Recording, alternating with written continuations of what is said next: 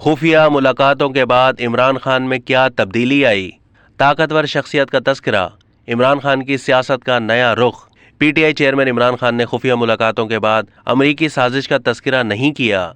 उन्होंने मीर जाफर और मीर सादिक के अल्फाज भी इस्तेमाल नहीं किए और ताकतवर शख्सियत को सिर्फ ताकतवर शख्सियत ही पुकारा।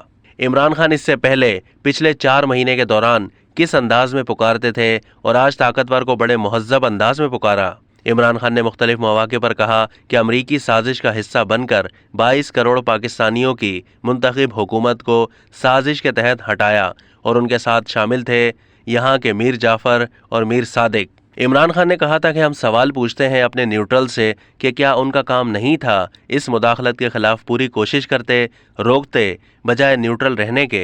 एक और तकरीर में इमरान खान ने कहा कि अल्लाह ताला ने हमें इजाज़त ही नहीं दी कि हम न्यूट्रल हो जाएं, जानवर न्यूट्रल होता है। मेरा सिर्फ एक सवाल है अपने न्यूट्रल से कि अगर घर पर डाका पड़े तो क्या चौकीदार न्यूट्रल हो सकता है?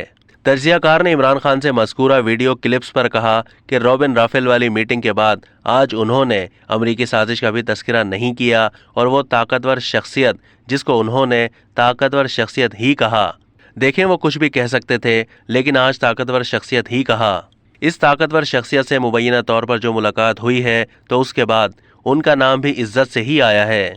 आज कोई मीर जाफर, मीर सादिक का तस्करा नहीं हुआ तो इमरान खान की सियासत का ये नया रुख है जिसको आप अब देखेंगे। अब तक के लिए इतना ही। मजीद मालूमात के लिए डेली जंग के यूट्यूब चैनल को सब्सक्राइब कीजिए।